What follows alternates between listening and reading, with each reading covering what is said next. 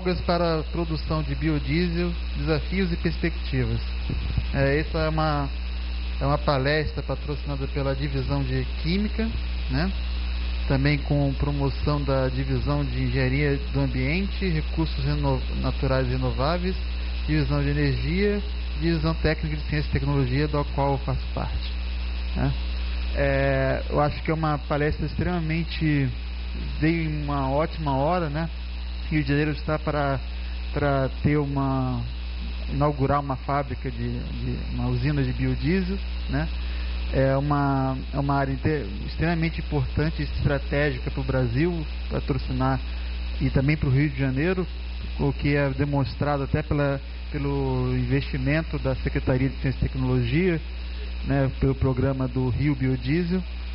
Então, acredito que será uma palestra muito proveitosa a todos. Eu vou já passar a palavra para a nossa palestrante, para a gente já começar logo.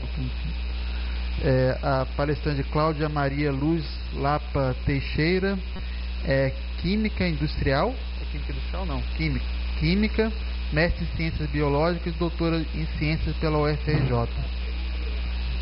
Só vou avisar como vai ser o procedimento, né? As perguntas vão ficar para o final. Eu peço a todos que quem queira fazer uma pergunta no final da palestra, que use o microfone, porque nós estamos filmando, isso vai para o Web TV, tem pessoas assistindo em casa, então é importante usar sempre o microfone, ok? Obrigado. Vou passar a palavra aqui para a divisão de Química. Em primeiro lugar, em segundo lugar, queria pedir desculpas aí porque o Paulo Moura, que é o nosso coordenador da Divisão Técnica de Engenharia Química, ainda não está para chegar, aliás já está chegando, mas de qualquer maneira a gente vai iniciar a palestra, até mesmo em respeito a todos os presentes, né, para que a gente não tenha, e além de tudo, de focar bem o assunto, né, porque esse assunto nos parece bastante forte, né, no que diz respeito a microalgas para a produção de biodiesel, desafios e perspectivas, né?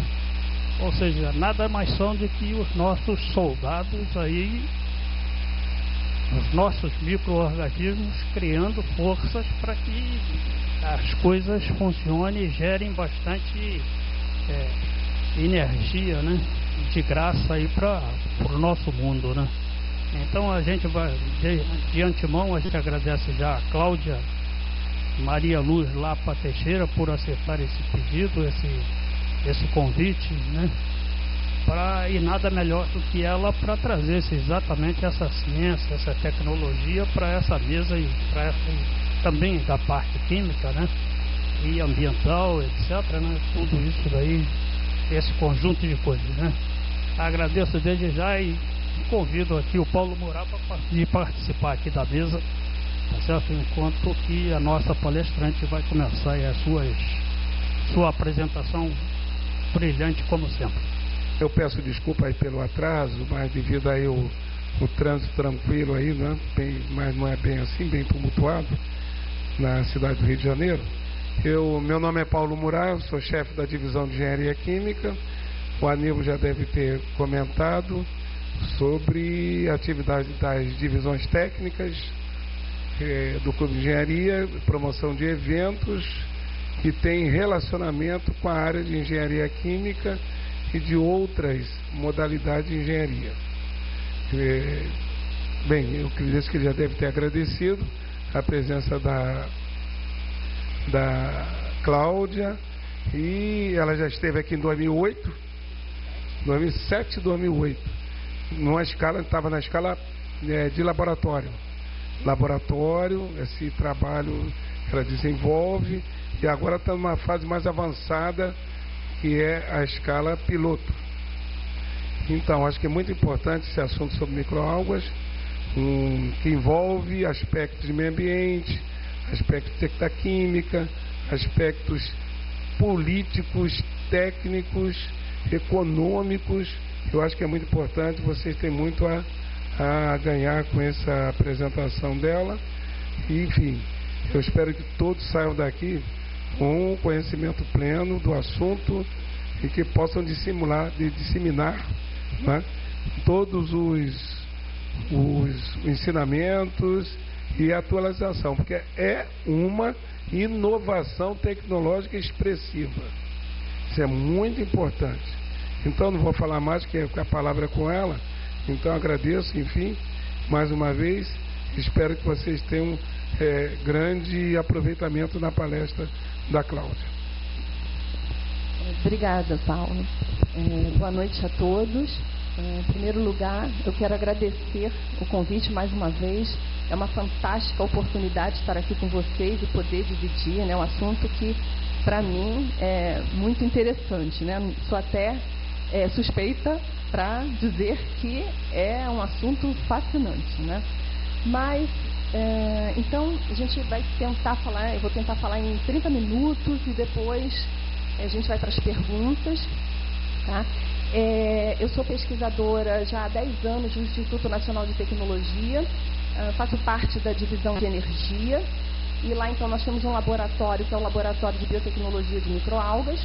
Como o Paulo falou, né, alguns anos atrás, nós estávamos em escala de laboratório, mas, na verdade, nós estávamos com um laboratório ainda não apropriado. Mais recentemente, só em 2010, aqui conseguimos um laboratório, né, com estrutura para os trabalhos com microalgas, e estamos com um projeto FINEP importante, e através desse projeto FINEP estamos já com uma planta piloto encomendada, uma planta piloto cujo volume total de cultivo é de 35 mil litros, né, de cultura de microalgas, que deverá já ser instalada no próximo ano. Já seria instalada nesse ano, mas por questões burocráticas acabou ficando para o próximo ano. Mas já está perto, e espero que seria a primeira planta de cultivo de microalgas do Brasil, né? Planta piloto, numa escala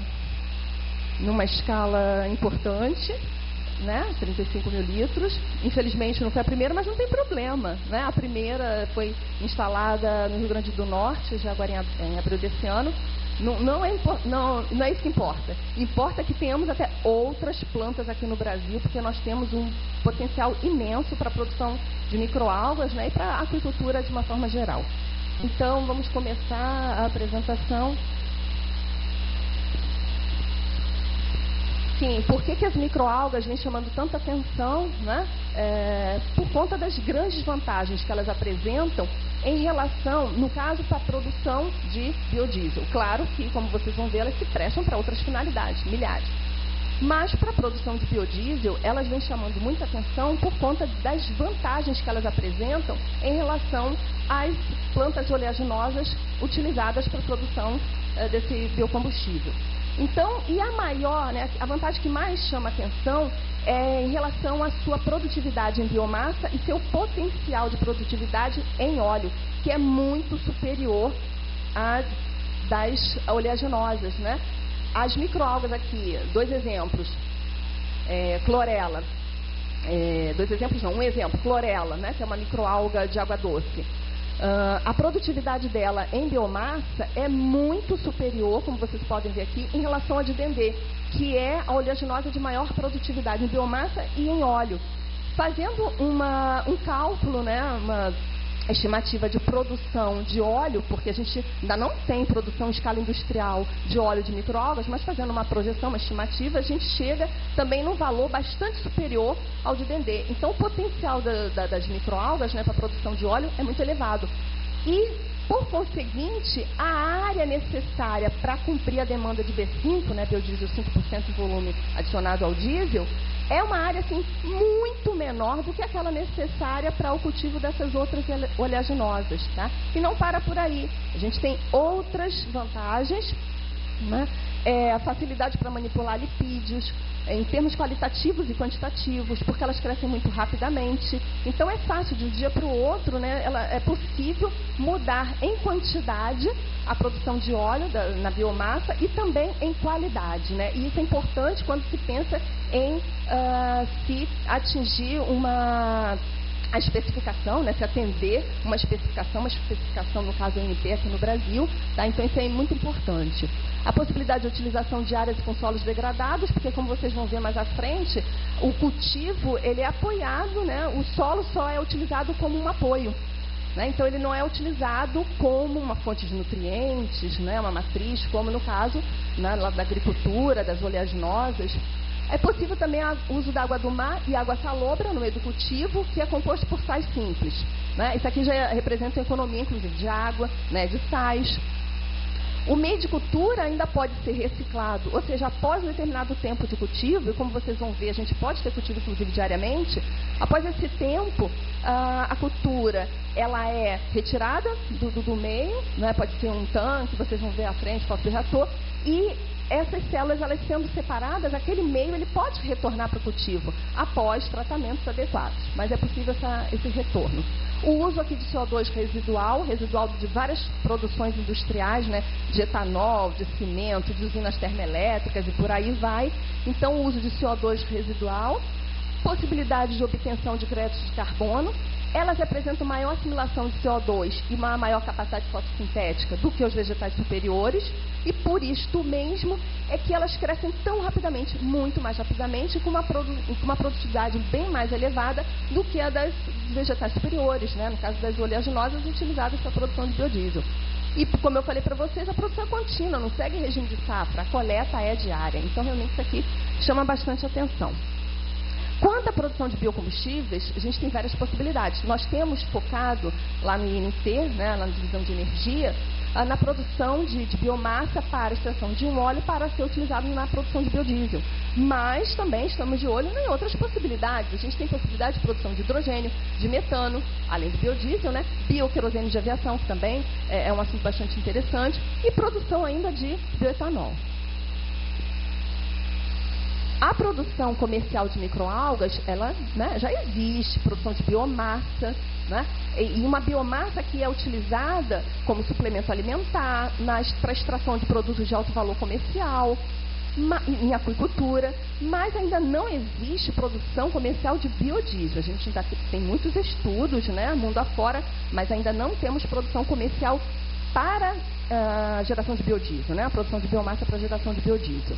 E as microalgas que vêm sendo cultivadas, as principais estão aqui apresentadas, e elas, né, têm o seu cultivo, esses cultivos foram estabelecidos ao longo de décadas, isso começando lá pela década de 50, exatamente porque elas são microalgas ou que crescem muito rapidamente, ou porque crescem em situações extremas de alta salinidade ou alta alcalinidade. Então, por conta disso que esses cultivos foram estabelecidos e estão bem estabelecidos mundo afora, né? Então, a gente tem vários países produzindo essas microalgas.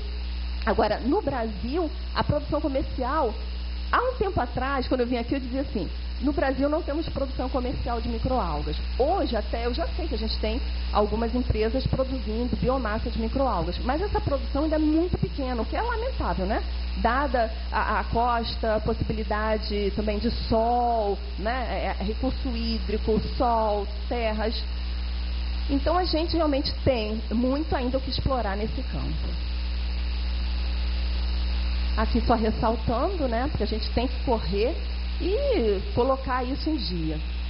Sim, falando de desafios, perspectivas, né, ou desafios e oportunidades no que diz respeito à produção de biodiesel a partir de microalgas, a gente tem aí algumas áreas para serem atacadas, e uma coisa é certa: sem inovação a gente não vai ter viabilidade econômica, porque hoje a questão é viabilidade econômica, né, da produção de biomassa de microalgas para a produção de biodiesel a partir do óleo dessa biomassa. Hoje, então, a questão é econômica, e para a gente, então, conseguir resolver essa questão, isso aí vai ter que passar por inovação. Inovação em quais campos? A gente vê que um deles é sistema de cultivo, o outro é processos de separação de biomassa. A gente tem outros. Mas nós, lá no Labim, lá no INT, nós temos atacado principalmente, né, esses pontos. Sistemas de cultivo e processo de separação de biomassa. Então, é sobre estes pontos que eu falarei mais com vocês. Não que não estejamos trabalhando com outros temas correlatos, mas esses são os que estão sendo dados, para os quais estamos dando enfoque lá no nosso grupo. Tá?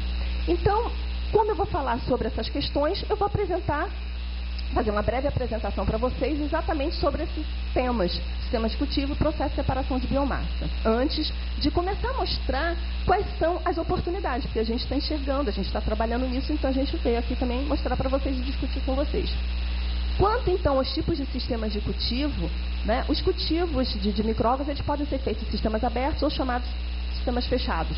Abertos porque o contato da cultura é maior com o meio ambiente, com o ambiente externo, do que nos sistemas fechados, tá? Mas isso aí a gente vai ver mais à frente que tem algumas variantes. Mas em geral é assim, os cultivos abertos aqui, então a gente tem os principais, os sistemas de tanques em formato de pista de corrida, os tanques circulares e as lagoas, né? Esse daqui são sistemas que não têm agitação. Então até um sistema barato, mas também é um sistema de baixíssima produtividade de biomassa.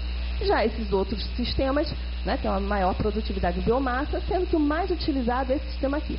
Esses sistemas, todos esses sistemas, eles apresentam uma altura muito baixa de camada, né, de altura de suspensão celular, de cultura. E isso de propósito, para que a luz seja melhor distribuída entre as células. As microalgas são organismos fotossintetizantes. Então, eles utilizam a luz, né, pode ser a luz solar ali no ambiente externo, pode ser lâmpadas no laboratório. Então, elas utilizam a luz solar, CO2, né, alguns nutrientes, né, alguns sais, e então começam a produzir biomassa a partir desse processo de fotossíntese. Sendo assim, então, é importante, né, que a luz seja bem distribuída entre as células. A gente vê bem isso nos trabalhos, a grande importância da distribuição de luz. Então, esses tanques são rasos. Aqui, olha, eu estou apresentando a altura, né, a profundidade desses tanques, de 15 a 25 centímetros. Esses aqui são um pouco mais fundos, 50 centímetros de coluna de cultura. Aqui eu estou apresentando para vocês um dos principais produtores de microalgas no mundo, né, que fica no Havaí. Ele utiliza exatamente esse tipo de sistema que eu falei para vocês, que é o mais utilizado mesmo, para a produção comercial, esse é o mais utilizado, que é o tanque em formato de pista de corrida. Esse tanque, eles são muito compridos e eles têm uma divisória aqui central e um sistema de agitação por pares que eu vou mostrar mais à frente para vocês. Agora, esses sistemas de tanques, eles são preferidos em relação aos outros sistemas, inclusive em relação aos sistemas fechados, por conta deles apresentarem menores custos, tanto o custo de implantação como o custo de produção. Aqui eu estou mostrando para vocês algumas produções comerciais utilizando esse sistema de tanque, né? No caso aqui, aquele sistema de formato de pista de corrida. Então a gente tem aquele que é no Havaí, a gente tem um outro também que usa formato de pista de corrida na Califórnia, a gente tem esse aqui em Israel. Tá? Nesse caso aqui eles produzem dunaliela, é uma biomassa interessante para a produção de carotenoides. Já esse daqui é aquele tipo circular, então aqui são vários tanques, tá, de produção de clorela em Taiwan. Então a gente tem essas produções comerciais, né, que já estão trazendo para a gente algumas informações, se bem que a coisa comercial eles não passam certas coisas para a gente, né? Então, mas já se tem alguma informação interessante. Essa outra aqui é aquele tipo que é em lagoa. Então é um sistema que não tem agitação, tá?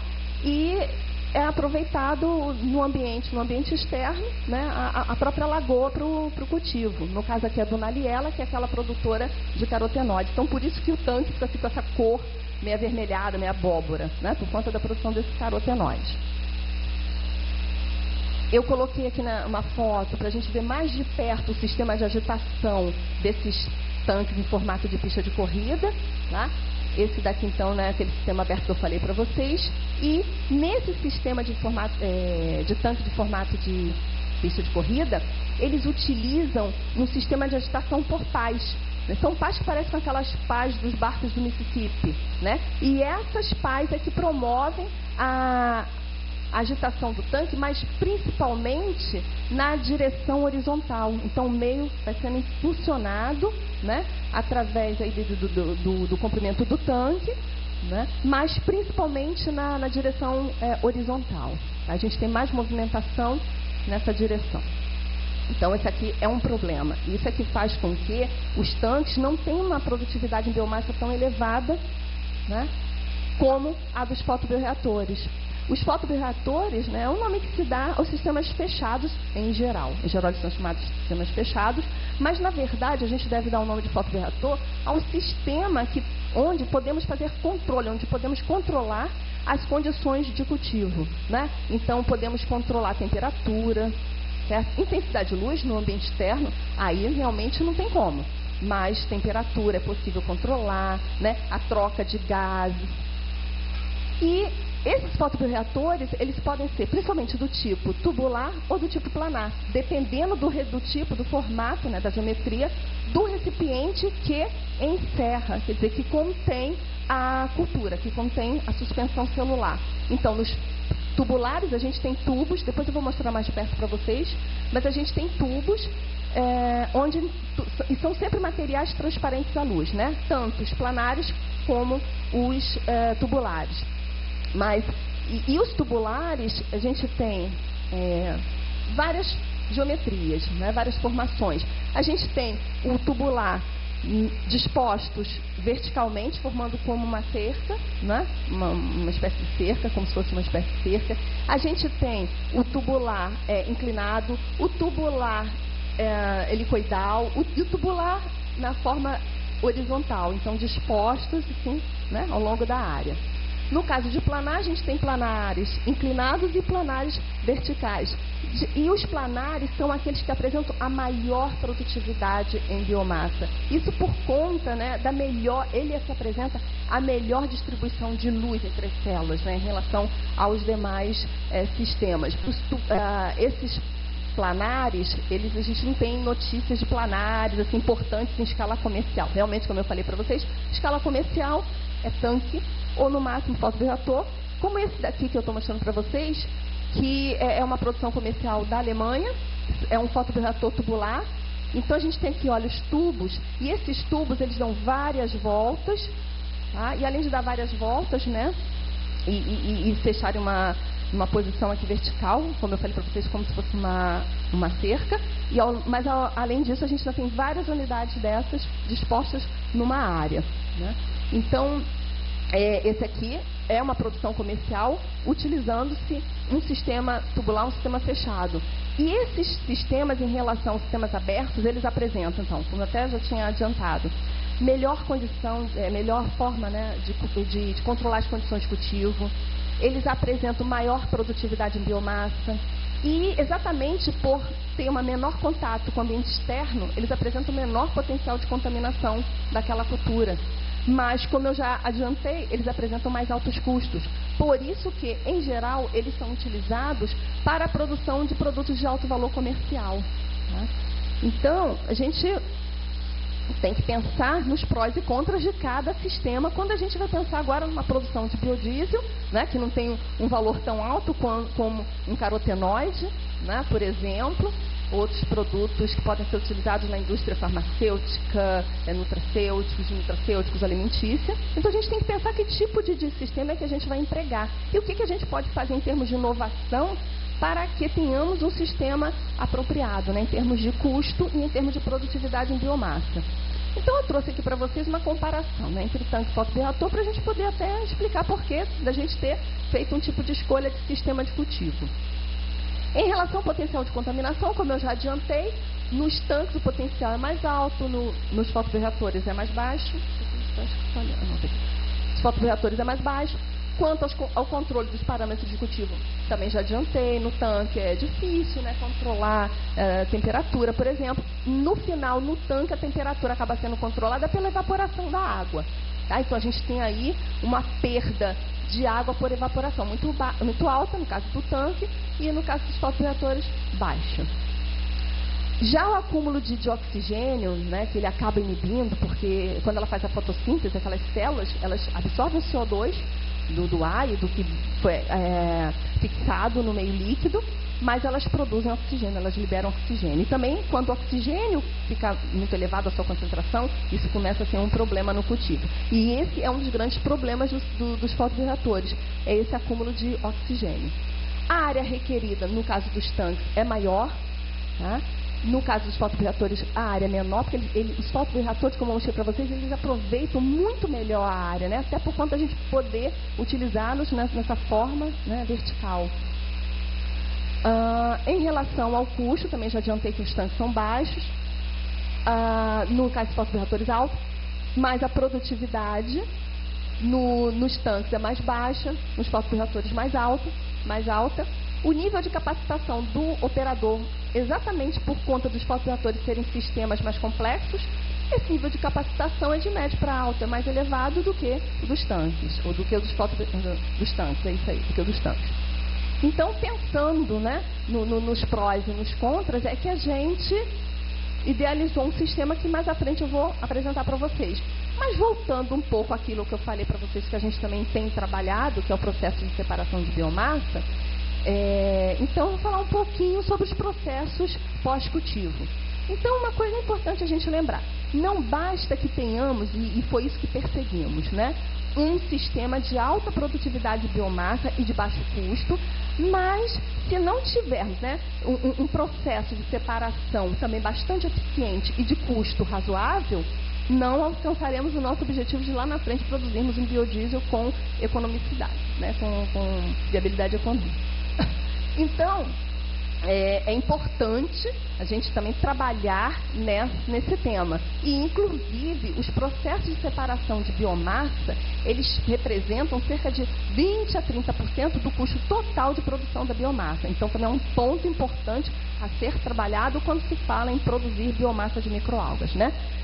E aqui eu só estou comentando com vocês o que a gente chama de processo pós-cultivo. Então, a gente tem a coleta e separação do meio, né? Então, a gente tem aquela cultura sendo bombeada para um outro compartimento, para um outro sistema, onde então vai haver a separação. Você pode esperar, né, aquela biomassa sedimentar, mas isso leva muito tempo, acaba não sendo economicamente viável, também a gente pode ter degradação da biomassa. Então, o que a gente faz? A gente lança a mão de centrifugação, que é mais eficiente, é a mais utilizada, mas é o processo, né, mais caro e demanda muita energia e também fica mais caro mesmo, né, as centrífugas e o processo em si. A gente pode lançar mão também da filtração, né? Então a gente tem para filtração, por exemplo, peneira vibratória, que é utilizado na escala comercial, telas, a gente pode utilizar telas, mas numa escala muito grande fica complicado, né? Mas eu estou mostrando aqui para vocês só o que existe.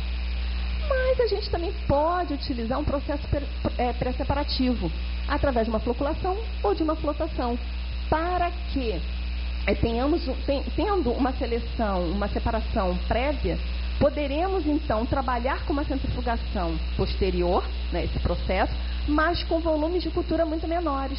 Então, com isso já teremos um ganho aqui, né, de tempo, um ganho de energia, principalmente de energia, e os custos ficam mais baixos. E estamos apostando exatamente na floculação. Temos também interesse em flotação, mas temos trabalhado muito com floculação como método, então, auxiliar, né, no processo de separação de biomassa. A secagem da biomassa não é que ela seja imprescindível, né? A gente tem até processos, mas que ainda estão em estudo, para a produção de biocombustíveis a partir de uma biomassa úmida. Só que, em geral, o que a gente tem? A gente tem uma produção de um óleo que depois vai para o processo de produção de biodiesel, né? E esse processo, ele pode ser similar àqueles já utilizados para as oleaginosas, um processo de transesterificação, processo de esterificação, tá? Porque o óleo das microalgas, ele é similar ao óleo das oleaginosas. Então, dá para utilizar os mesmos processos. Mas, como eu estava falando então para vocês, a gente, para chegar aqui o óleo e produzir biodiesel, a gente tem então, dependendo, né, se a gente vai fazer o óleo para depois fazer o biodiesel, então a gente tem que promover a secagem da biomassa. Essa secagem, a gente tem aqui várias formas de fazer essa secagem, tá?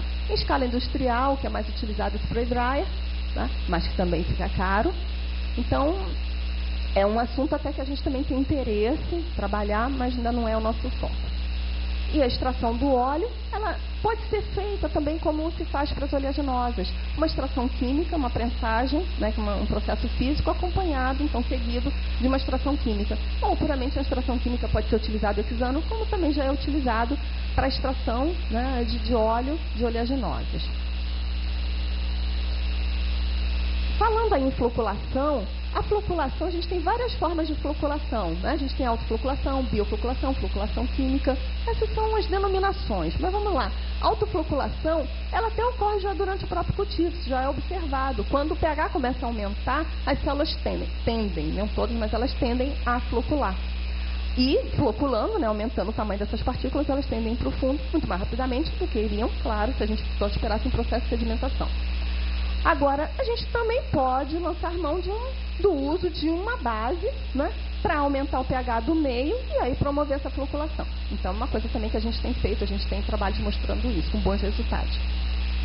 A biofloculação, ela é promovida, em geral, por micro-organismos, né? Podem ser bactérias, pode ser uma microalga floculante. Tem microalgas que já têm isso, né? Essa facilidade em flocular, floculam muito facilmente. Geralmente por conta da presença de polissacarídeos, né, que elas excretam, como é o caso também das bactérias que estão contaminando esses meios. E é interessante dizer para vocês que bactérias estão lá naqueles tanques contaminando o meio, mas não de forma a prejudicar o crescimento, né? Então a gente está falando de bactérias que estão ali no meio, mas que não estão prejudicando o crescimento das microalgas, quando lá atrás, pensando lá atrás num tanque, né? Ou mesmo no fotoreator, sempre tem alguma também, mas principalmente nos tanques, né? Que é um sistema aberto. Mas então a gente tem bactérias que não prejudicam o crescimento e também não prejudicam a qualidade da biomassa para a finalidade, né, que se quer dar para aquela biomassa. Então, a gente tem lá bactérias que também promovem a floculação dessas microalgas.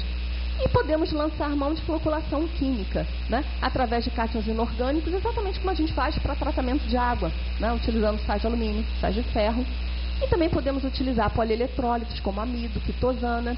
E a gente está apostando bem aqui nessa linha, tá, de uso no caso a gente chama de floculantes naturais, né? Dando uma resumida aqui para vocês, quais são as dificuldades técnico-econômicas para a produção de biodiesel a partir das microalgas?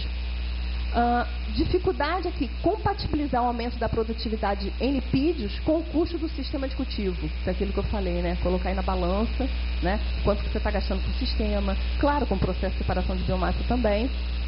Já que o combustível em si não tem um preço alto que justifique, né, grandes gastos. O gasto com a fonte de carbono, no caso do CO2. A gente também tem microalgas que crescem com carbono orgânico, tá? É um caminho também interessante, só que aí a gente já tem outras dificuldades. Não é nada vem limpinho, vem assim 100%, obviamente, né? Então você tem sempre vantagens e desvantagens quando você utiliza o CO2 e quando você utiliza um carbono orgânico, né? Que também pode vir de resíduos industriais esse carbono orgânico.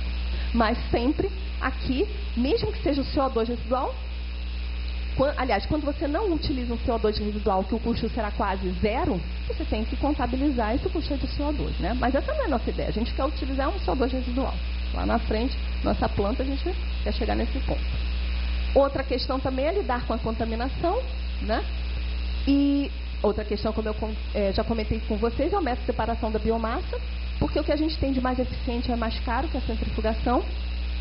A extração do óleo ainda não existe, como eu falei para vocês, produção de óleo de microalgas em escala comercial. Então é o tipo de coisa que a gente sabe, né? Tecnicamente é viável, mas no laboratório está sendo tranquilo, numa determinada escala, mas em escala comercial, em escala industrial. Isso aí precisa ser otimizado, né, para fazer escalas. E a necessidade de pessoal qualificado. E também temos contribuído, espero que estejamos contribuindo bastante, né, para a qualificação de pessoal nessa área. Depois eu até vou falar um pouquinho mais, porque realmente essa área está bastante carente aqui no Brasil. Imagina, lá fora a gente, né, sabe dos cultivos comerciais, que tem um pessoal. Imagina aqui também com a carência que a gente já tem aqui atrás na pesquisa. Imagina lá na frente na produção comercial. Então a gente já tem que agora começar a preparar esse pessoal, né, recursos humanos. Então, quais são as nossas propostas? Vou então apresentar para vocês a nossa proposta em relação ao sistema de cultivo e em relação ao processo de separação de biomassa. Em relação ao sistema de cultivo, foi aquilo que eu falei, temos que aliar as vantagens de um sistema, né, de um sistema de tanque, sistema aberto, com as vantagens do fotoreator. Pensando nisso, então optamos por um sistema aberto, um sistema em tanque, que é um sistema de mais baixo custo. Mas, ao mesmo tempo, sabemos que esse sistema é um sistema de baixa produtividade de biomassa. Então, trabalhamos no sistema de agitação da cultura nesse tipo de sistema, né, que é o tanque. Daí então projetamos e já testamos o que a gente chama de sistema BBA, que é o sistema de bombeamento por borbulhamento de ar. Esse sistema, né, para ele já foi feito um pedido de depósito de patente no INPI, isso já lá atrás, em 2005. E esse sistema, ele apresenta, né, um fluxo na vertical do meio de cultura, isso aí a gente já fez os testes.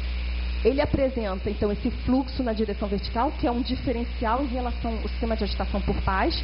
E, além disso, esse fluxo na direção vertical, ele ocorre com altas velocidades. Então, isso faz com que, muito rapidamente, as células que estão ali na superfície do líquido, pegando aquelas altas intensidades de luz solar, elas passem rapidamente para o fundo, onde vão ter uma intensidade de luz menor, e aquelas que estão no fundo, numa condição de sombra, né, pegando baixas intensidades de luz solar, elas passem rapidamente para a superfície, podendo receber maiores intensidades, e isso com uma grande velocidade faz com que, no geral, tenhamos, então, uma muito melhor distribuição de luz entre aquelas células em comparação ao sistema de tanque agitado só pelo sistema de agitação por faz.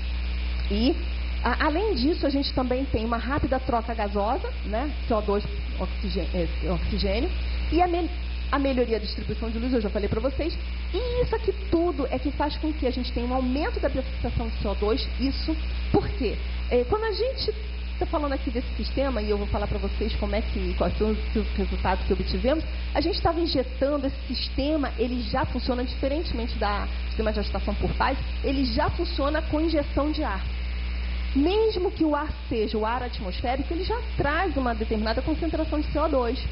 Claro que, se injetarmos um ar enriquecido com CO2, existe uma possibilidade de aumentarmos a produção, quer dizer, a produção da biomassa não, vamos falar melhor, a produtividade da biomassa, né? Existe essa possibilidade de aumentarmos. Claro, temos que achar qual é o ponto interessante de CO2, porque também, se a gente injeta uma quantidade muito alta, esse CO2 começa a inibir o crescimento, tá? Começa a ser tóxico, então a gente também tem que fazer isso de forma equilibrada. Mas esse sistema, então, ele tem essa capacidade, né, por conta da forma, da geometria, da forma como ele impulsiona o meio, ele, promovendo essa rápida troca gasosa e distribuindo melhor a luz, ele faz com que a biofixação de CO2 no ar ou num ar enriquecido com CO2, ela seja melhor, essa biofixação, e por conseguinte temos uma maior produtividade em biomassa, né? Quanto mais CO2 ela consegue biofixar, mais biomassa ela fará num determinado tempo, numa determinada área.